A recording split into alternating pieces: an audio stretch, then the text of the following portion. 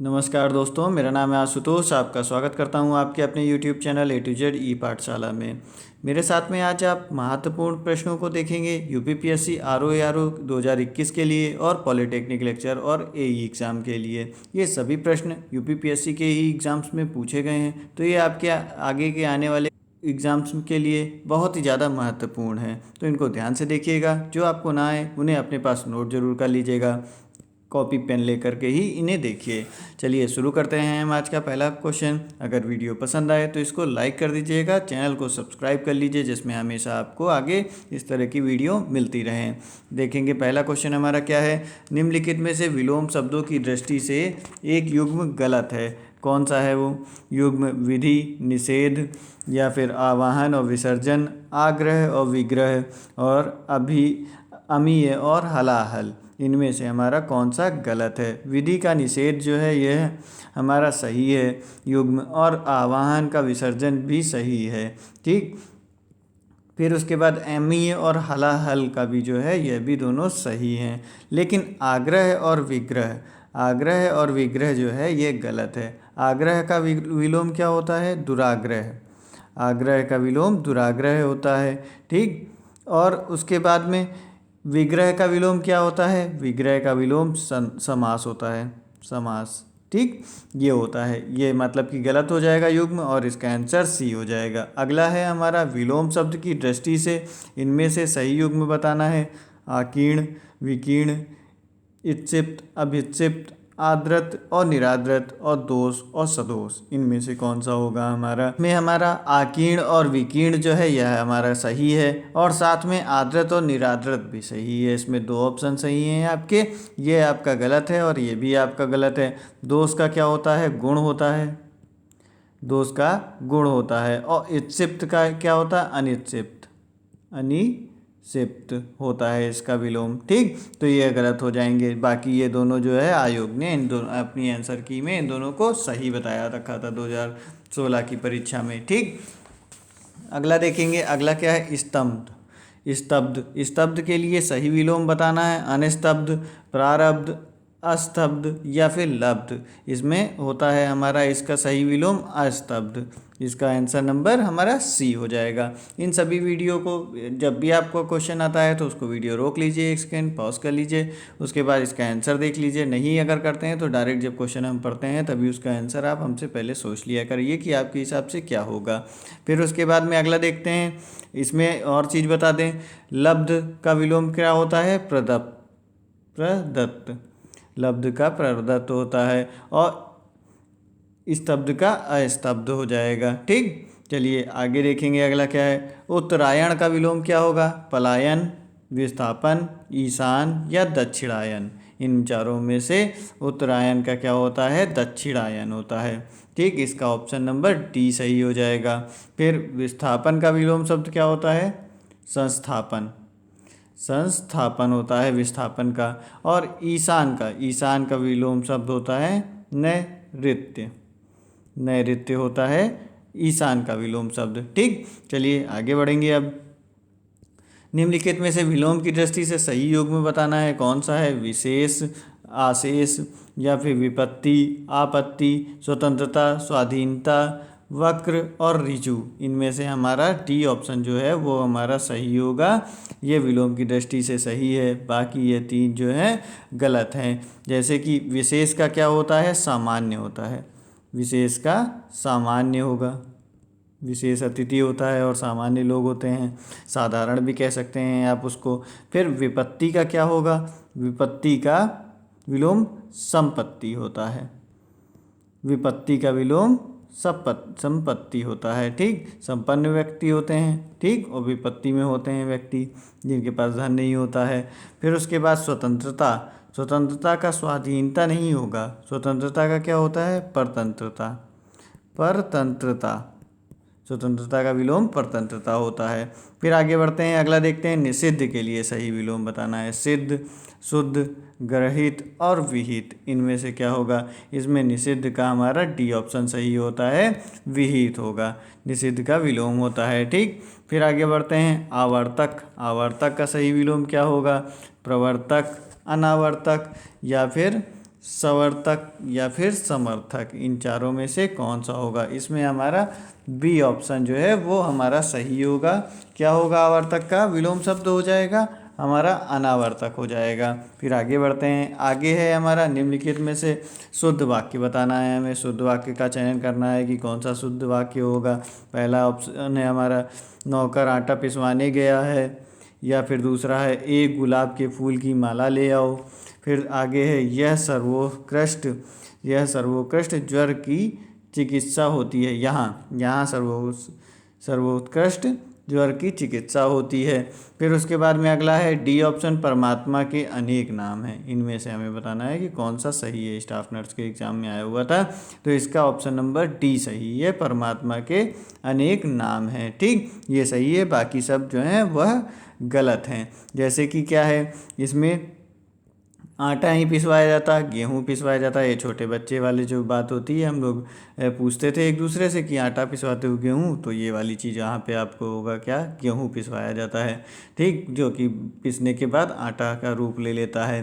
फिर उसके बाद में इसमें एक गुलाब के फूल की माला नहीं होता है, एक गुलाब की फूल की माला नहीं बन पाएगी। ठीक, गुलाब के फूल की एक माला, गुलाब के फूल की एक माला लेकर आओ, ये हो जाएगा इसका सही। ठीक, और उसके बाद में यहाँ सर्वोत्कृष्ट ज्वर की चिकित्सा होती है, ये नहीं होगा। यहाँ ज्वर की सर्वोत्कृष्ट चिकित्सा होती है, यह आपका इसका होगा, यहाँ पर लग जाएगा सर्वोत्कृष्ट, तब सही हो जाएगा वो। ठीक, फिर अगला क्या है, निम्नलिखित में से एक शुद्ध वाक्य बताना है। वह क्या है? प्रत्येक विद्यार्थी को चाहिए कि वह हिंदी के अनेक पुस्तकें पढ़े। हर एक विद्यार्थियों को चाहिए कि वह हिंदी की अनेक पुस्तक पढ़े। फिर उसके बाद में आगे है, हर एक विद्यार्थी को चाहिए कि वह हिंदी की अनेकों पुस्तक पढ़े। देखिए अनेकों तो होता नहीं है, ये गलत हो जाएगा। इस तरह से ये सारे सब चीज़ें हम जो है एई के एग्ज़ाम के लिए पढ़ा रहे हैं, ये चीज़ें एक एक करके आप पढ़ते रहेंगे तो ये वाले सब भी क्वेश्चन आपके एकदम सही हो जाएंगे। संज्ञा से पढ़ाना शुरू किया हुआ है, संज्ञा सर्वनाम सब चीज़ पढ़ाएंगे, तो आपके ये सारी चीज़ उसके साथ में पढ़ते जाइए, तो आपको आसानी होगी और आराम से अच्छे से ये सब चीज़ें आपको समझ में भी आ जाएंगी। कुछ चीज़ें और पढ़ा भी चुके हैं हम, जैसे डायरेक्ट अगर आपको देखना है, लिंग वचन कारक, ये सब जो हैं पढ़ा भी चुके हैं। एक वचन बहुवचन आपके वचन भी पढ़ा चुके हैं। ठीक, तो ये सब चीज़ भी आप प्लेलिस्ट में पढ़ा हुआ है, वहाँ पर से आप देख सकते हैं, इनको भी देख लीजिए तो और भी आसानी जल्दी हो जाएगी, आप जल्दी से सीख जाएंगे। इसमें से कौन सा होगा हमारा? इसमें से ए ऑप्शन होगा हमारा। ठीक, इसमें बी में जो है हर एक जो है यह विद्यार्थियों के लिए प्रयोग नहीं होगा। हर एक जो है वो स्वयं में एक बहुवचन होता है। हर एक जो है ये बहुवचन है और बहुवचन विद्यार्थी भी है, तो दोनों जगह पर एक ही साथ में बहुवचन नहीं लगेगा। ठीक, तो यहाँ पर क्या हो जाएगा, विद्यार्थियों की हर एक विद्यार्थी नहीं होगा इस जगह पे। ठीक, और यहाँ पर अनेक की जगह पर अनेकों नहीं होता है, अनेक होता है। अनेक खुद ही बहुवचन होता है, तो उसके लिए अनेकों बना के बहुवचन इसमें नहीं बनाया जाता है। फिर आगे क्या है, निम्नलिखित में से एक वाक्य अशुद्ध है, वह कौन सा है? मोहन गेहूँ पिसवाने चक्की पर गया है। ठीक, अभी पहले वो गेहूँ की जगह आटा पिसवा रहा था, तो गलत हो गया, आपकी गेहूँ पिसवाने गया, समझदार हो गया अगले ही क्वेश्चन में। फिर उसके बाद निर्दय व्यक्ति से मित्रता नहीं करनी चाहिए। ठीक है, उसके घर के पास एक मिठाई की दुकान है। और आखिरी है, उपयुक्त कथन असत्य है। इनमें से हमें बताना है कि कौन सा अशुद्ध वाक्य है, तो उसमें हमारा सी जो है वह अशुद्ध वाक्य है।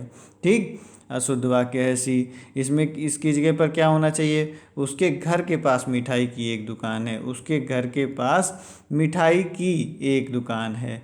मिठाई की ये जो है यहाँ पर आ जाएगा एक, तो एक मिठाई की दुकान तो हो ही नहीं सकती कि एक मिठाई सिंगल मिठाई की दुकान है यहाँ पर। ठीक, तो ऐसा नहीं होगा, तो यहाँ पर क्या होगी, एक दुकान होगी, तो उसके घर के पास मिठाई की एक दुकान है। अब इस तरह से ये आपका सही हो जाएगा। ठीक, बाकी सब अशुद्ध हैं। फिर आगे देखते हैं, मुझसे यह काम संभव नहीं हो सकता। इसमें भी शुद्ध वाक्य बताना है। वह बिल्कुल भी बात नहीं करना चाहता। उसके बाद अगला है, यह कविता अनेक भाव प्रकट करती है। इन दोनों में से केवल यही अंतर है। इन चारों में से बताना है कि कौन सा हमारा शुद्ध है। शुद्ध हमें बताना है। बाकी 3 गलत होंगे, 1 सही होगा। कब आया है? 2016 में आया हुआ है। इसमें हमारा यह कविता अनेक भाव प्रकट करती है, यह आपका शुद्ध है, बाकी सभी अशुद्ध हैं। ठीक, इसमें क्या है, इसका क्या होगा? मुझसे यह काम संभव नहीं है। यहाँ पर इस तरह से लिखेंगे, मुझसे यह काम संभव नहीं है। ठीक, नहीं है, तब यह सही हो जाएगा। वह बिल्कुल भी बात नहीं करना चाहता। ठीक, इन दोनों में ये क्या है? यह बिल्कुल भी बात नहीं होगा। यह वह बिल्कुल बात नहीं करना चाहता, तब यहाँ पर सही हो जाएगा। बिल्कुल भी बात कुछ नहीं होता, बिल्कुल बात नहीं करना चाहता है। ठीक, आगे क्या है? अगला भी बचा, इसमें बता देते हैं। इन दोनों में केवल यही अंतर है। इन दोनों में यही, केवल और यही एक साथ नहीं लगेंगे, केवल हटा दीजिए, तो इन दोनों में यही अंतर है। ठीक, तब ये सही हो जाएगा। चलिए आगे बढ़ेंगे। आगे है हमारा, निम्नलिखित में से एक वाक्य शुद्ध है, वह बताना है कौन सा शुद्ध वाक्य है। इसके बावजूद हमसे हिंदी लिखने में बहुत भूल हो जाती है। इसके बावजूद भी हमसे हिंदी लिखने में बहुत भूलें हो जाती हैं। इसके बावजूद भी हम लोगों से हिंदी लिखने में बहुत भूल हो जाती है। और एक और होगा इसका आखिरी, इसके बावजूद, ये सारे ही गलत हैं क्योंकि, ठीक, ये तीनों गलत हैं। चौथा ऑप्शन होगा इसके बावजूद, सही, बावजूद हम लोगों से हिंदी लिखने में बहुत भूलें हो जाती हैं। लिखने में बहुत भूलें हो जाती हैं। ठीक, ये होगा इसका आंसर, सही। इसका ये तीनों आपके गलत हैं। तो शुद्ध वाक्य क्या हो जाएगा? इसके बावजूद हम लोगों से हिंदी लिखने में बहुत भूलें हो जाती हैं। अशुद्ध वाक्य का इसमें से चयन करना है, कौन सा अशुद्ध है। पुलिस द्वारा डाकुओं का पीछा किया गया। देश की वर्तमान मौजूद हालात ठीक नहीं है। मैं पुस्तकालय में नित्य समय पर पहुंचता हूं। तुम चिंता ना करो, मैं कोई ना कोई रास्ता निकालूंगा। इनमें से हमें बताना है कि कौन सा अशुद्ध वाक्य है। तो इसमें हमारा देश की वर्तमान मौजूदा हालात ठीक नहीं है, यह आपका गलत हो गया है, यह आपका अशुद्ध है। इसमें वर्तमान और मौजूदा दोनों एक साथ लगे हुए हैं। ठीक, तो वर्तमान और मौजूदा दोनों एक का मतलब क्या होता है? एक ही होता है। तो दोनों का प्रयोग एक साथ नहीं किया जाएगा। या तो वर्तमान लगाओ, या तो मौजूदा हालात ठीक नहीं है, या तो वर्तमान हालात ठीक नहीं है, दोनों बात एक ही हो जाएगी और सही हो जाएगा। फिर वो यहाँ अशुद्ध ये वाक्य हो गया। फिर एक वाक्य इसमें से शुद्ध है, बताना है। भारतवर्ष के अतीत में कई निर्दयी शासक हुए। एकत्रित भीड़ जय जयकार कर रही थी। फिर गांधी जी चरखा चलाते थे। एक एक करके प्रत्येक छात्र कक्षा से निकल गए। इन चारों में से हमें बताना है कि कौन सा वाक्य शुद्ध है। तो इसमें हमारे गांधी जी आ रहे हैं, तो गांधी जी सही हो रहे हैं। गांधी जी चरखा चलाते थे, ये सही है। अब इसके बाद में देखिए ए ऑप्शन में क्या होगा? ए ऑप्शन में निर्दयी, जो ये निर्दयी लिखा हुआ है, ये निर्दयी नहीं होना चाहिए था, निर्दय होना चाहिए था। ठीक, भारतवर्ष के अतीत में कई निर्दय शासक हुए, तब यह सही हो जाएगा। ठीक, फिर उसके बाद इसमें देखिए एकत्रित भीड़ जय जयकार कर रही थी। देखिए एकत्रित और भीड़ एक ही चीज़ को नहीं करते हैं। ठीक, तो भीड़ तो एक ही बहुवचन है ही, भीड़ को ही, बहुत सारे लोग जब इकट्ठा होते हैं तो उसको क्या कहा जाता है? भीड़ कहा जाता है। तो एकत्रित भीड़ नहीं बोलेंगे, भीड़ जय जयकार कर रही थी। ठीक, फिर उसके बाद में लोगों का समूह होता है क्योंकि भीड़, तो उसी को ही कहेंगे। फिर आगे क्या है? एक एक करके प्रत्येक जो छात्र कक्षा से निकल गए। अब देखिए एक एक करके का कोई मतलब ही नहीं बन रहा है। जब प्रत्येक लगा दिया, प्रत्येक का मतलब भी क्या होता है? प्रत्येक का मतलब ही होता है एक एक करके, मतलब प्रत्येक करके प्रत्येक छात्र जो है निकल गए बाहर। तो यहाँ पर दोनों का प्रयोग एक साथ नहीं होगा, एक एक तथा प्रत्येक दोनों का प्रयोग एक साथ नहीं होगा। चलिए आगे बढ़ेंगे, अगला देखते हैं। एक वाक्य शुद्ध है। खेत जोतने के पारंपरिक उत्पादन हल का स्थान अब ट्रैक्टर ने ले लिया है। फिर उसके बाद में अगला क्या है? निरपराधी के विरुद्ध दंडात्मक कार्रवाई का कार्य किया जाना दुर्भाग्यपूर्ण है। श्रीमती रेड्डी जिस स्तर पर नृत्यांगना है उनके पति उस स्तर से नृत्यांगन नहीं है। इसमें से आपका इसके बाद में हमारा डी ऑप्शन क्या है, शिक्षा प्रणाली जन उपयोगी होनी चाहिए। यही हमारा इसमें हमारा कौन सा शुद्ध होगा, इसमें हमारा डी ऑप्शन जो है वह शुद्ध होगा, बाकी ऑप्शन जो हैं वो सभी गलत हैं। ठीक, चलिए आगे बढ़ते हैं। इसमें अच्छा बता भी दें कि कौन कौन से क्या गलतियां हैं इसमें उपादान का प्रयोग जो हुआ है पहले वाले में वो गलत दे रखा है। ठीक, खेत जोतने के पारस्परिक साधन हल का स्थान अब ट्रैक्टर ने ले लिया है, उपादान नहीं होगा साधन होगा इसकी जगह पर। ठीक, साधन।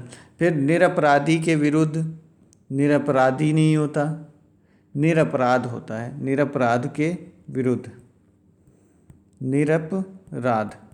निरपराध के विरुद्ध जो है दंडात्मक कार्रवाई का किया जाना दुर्भाग्यपूर्ण है, जो निरपराध। ठीक, फिर उसके बाद में अगला क्या है, नृतक होना चाहिए, नृत्यांगन नहीं होगा, नृतक होता है, मेल पर्सन को नृतक कहा जाता है, यह चीज़ है। ठीक, ये सारी इसमें गलतियां थी। आगे बढ़ते हैं, एक शुद्ध वाक्य बताना है, इसमें से कौन सा शुद्ध है। स्वामी विवेकानंद का भाषण सुनकर उपहास उड़ाने वाले अमेरिकियों पर घड़ों पानी पड़ गया। बी ऑप्शन है बाजार का साप्ताहिक अवकाश सोमवार को रहता है। सी ऑप्शन है वह दुखी स्त्री वैधता का जीवन बिता रही है। मैं सपरिवार संदिग्ध हूँ। इसमें से हमें बताना है कि कौन सा ऑप्शन सही है। इसमें हमारा ए ऑप्शन जो है वो सही है, बाकी जो हैं वो गलतियाँ हैं सब में। अब देखिए कौन कौन से में क्या क्या गलती है। अब साप्ताहिक अवकाश नहीं होता, कहीं पर भी अवकाश नहीं सुना होगा आपने, साप्ताहिक बंदी सुना होगा। बाजार जो है हमेशा साप्ताहिक बंदी रहती है वहाँ पर। ठीक, बंदी, साप्ताहिक बंदी होगी। और उसके बाद में क्या है, और सी ऑप्शन वह दुखी स्त्री वैधता का जीवन बिता रही है। यहाँ पर क्या होगा, वैधता कोई नहीं होगा, विधवा का जीवन होगा। यहाँ पर विधवा का जीवन, विधवा होगी। ठीक, तो इसमें स्त्री नहीं होगा, स्त्री की जगह क्या होगा, विधवा होगा। विधवा के लिए वैधता जो है वो इस्तेमाल किया जाता है, स्त्री के लिए नहीं इस्तेमाल किया जाता है। तो ये सब जो है वर्तनी और सारी चीज़ें पढ़ते रहेंगे धीरे धीरे तो आपको आती जाएंगी। फिर डी ऑप्शन जो है उसमें क्या है हमारा, मैं सपरिवार संदिग्ध हूँ। तो इसमें क्या होगा, संदिग्ध जो है इसका प्रयोग जो है अनुचित कर दिया गया है। यहाँ पर क्या आएगा, इसका विलोम आनंदित, सपरिवार आनंदित हूँ। ठीक, चलिए आगे बढ़ते हैं। एक वाक्य इसमें से शुद्ध बताना है कि कौन सा है।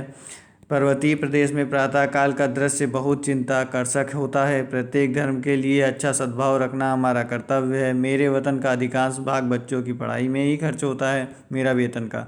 इस बात का स्पष्टीकरण करना आवश्यक है। इनमें से हमें बताना है कि कौन सा वाक्य शुद्ध है। विकल्प ए शुद्ध है या बी या सी या डी। इसमें हमारा ए विकल्प जो है वह शुद्ध है, बाकी तीन में गलतियां हैं। जैसे कि क्या है, मेरा प्रत्येक धर्म के लिए अच्छा सद्भाव रखना हमारा कर्तव्य है। यहाँ पे अच्छा सद्भाव नहीं होता है, यहाँ पर क्या होगा, अच्छा भाव। सद्भाव का अर्थ जो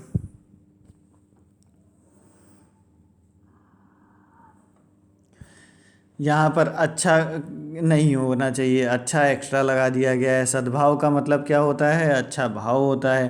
तो इसलिए यहाँ पर क्या होगा, अच्छा भाव जब पहले से ही लगा हुआ है तो यहाँ पर अच्छा के लगाने का एक्स्ट्रा कोई मतलब नहीं बनता, तो अच्छा नहीं होगा।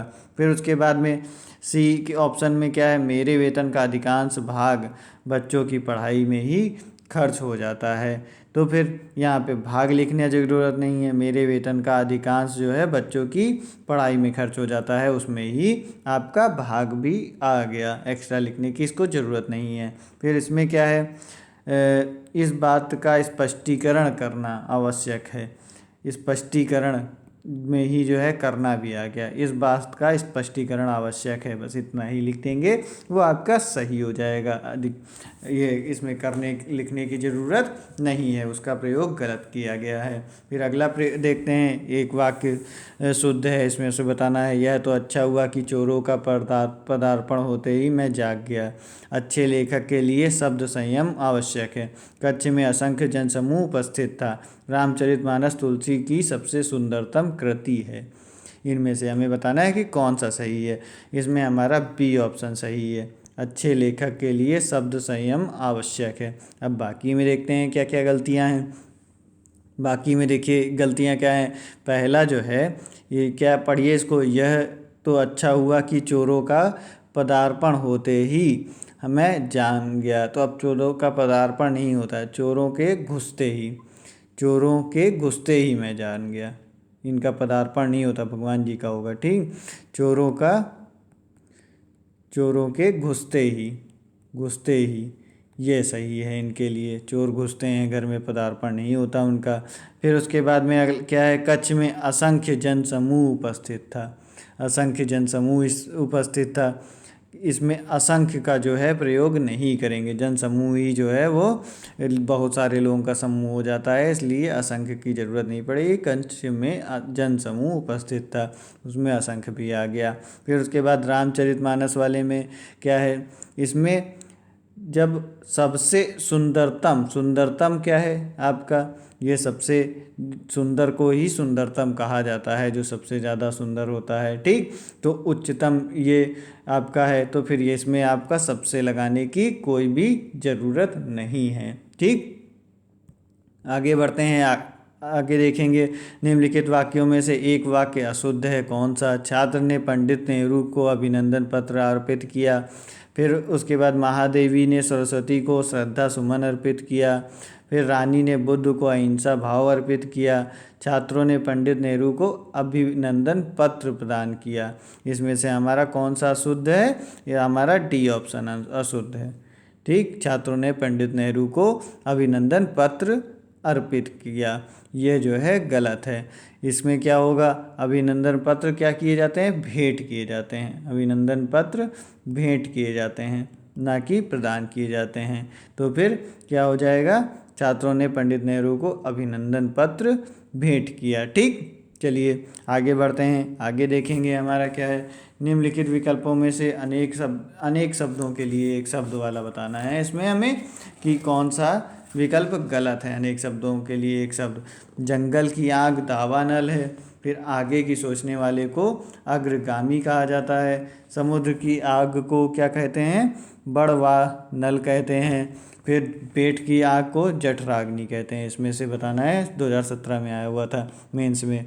इसमें से हमें बताना है कि कौन सा विकल्प गलत है। इसमें हमारा बी ऑप्शन जो है वो गलत है। आगे की सोचने वाले को हम अग्रसोची कहते हैं, ना कि अग्रगामी कहा जाता है। तो इसकी जगह क्या होगा, अग्रसोची होगा, तो यह सही होगा। तब फिर मतलब कि यही गलत था।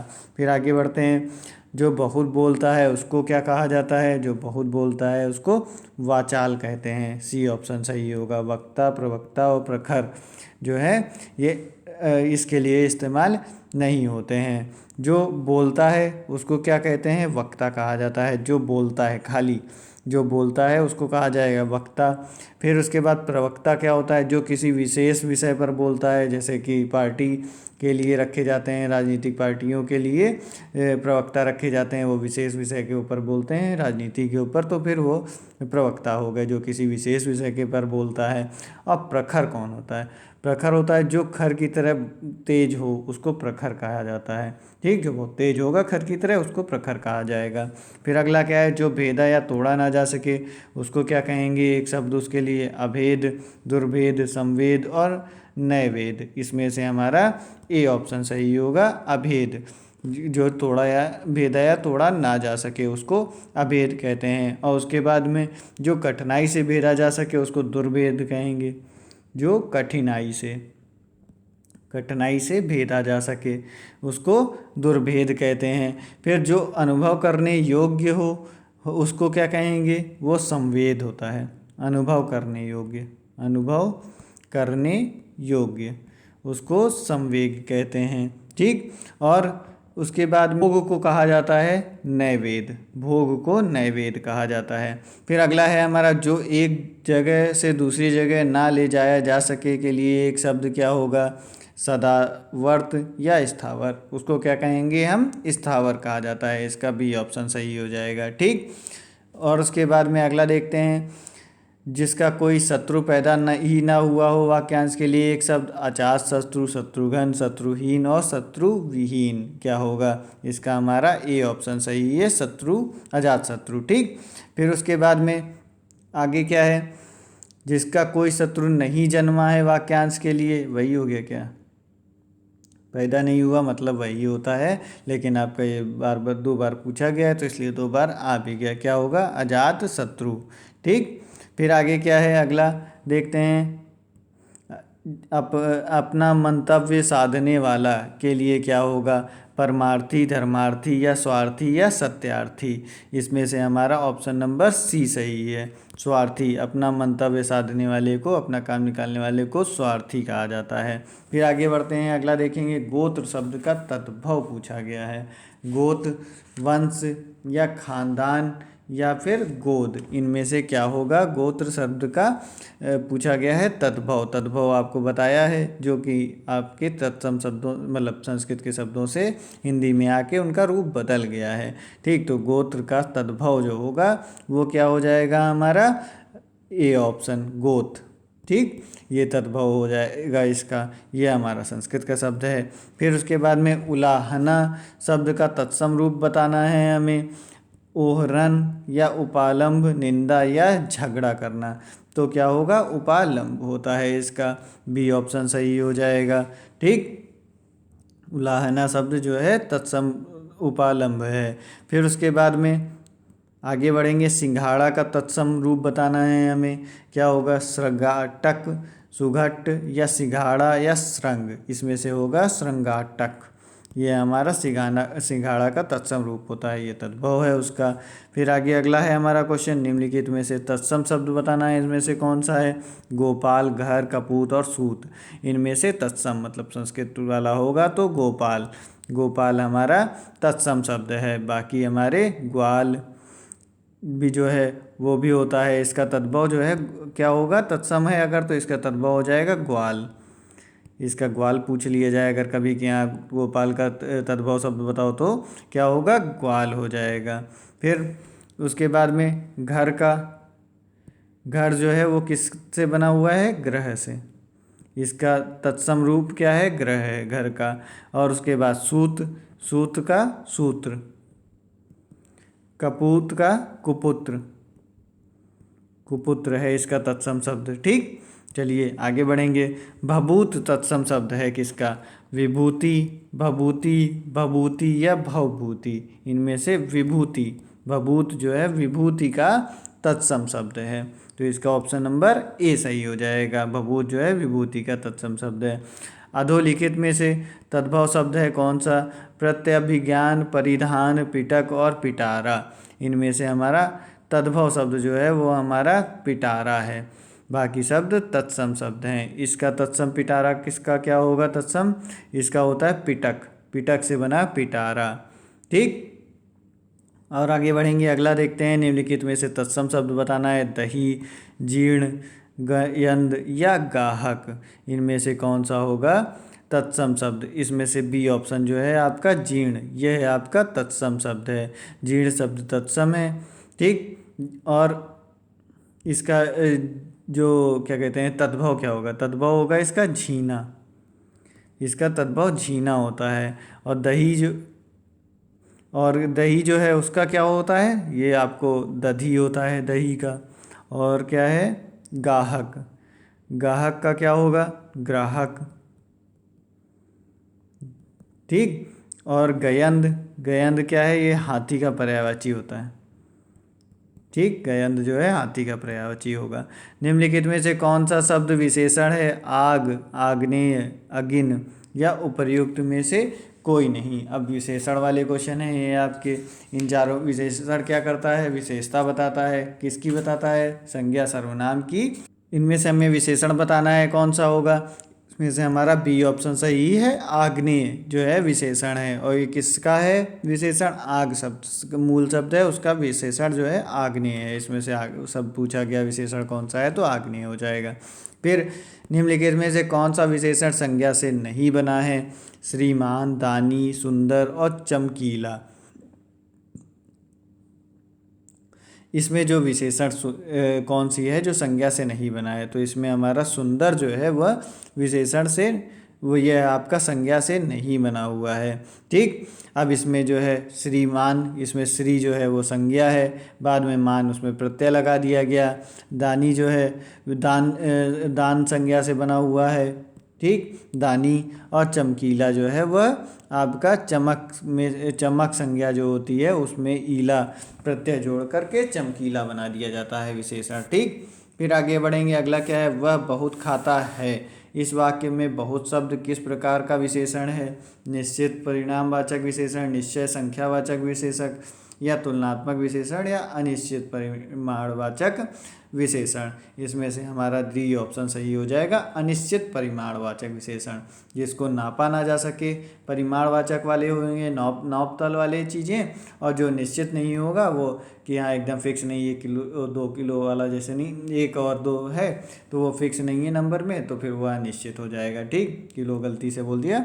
फिर उसके बाद निम्नलिखित वाक्यों में से वह चुनिए जिनमें गुणवाचक विशेषण का प्रयोग किया गया है। वह नटखट बालक संगीत नहीं सुन रहा है। वहाँ बहुत से पक्षी उड़ रहे हैं। मैंने 10 मन गेहूँ खरीदा है। ऐसे आदमी लाखों में से एक होते हैं। इसमें से कौन सा होगा जिसमें गुणवाचक विशेषण का प्रयोग किया गया है? तो यह ए होगा।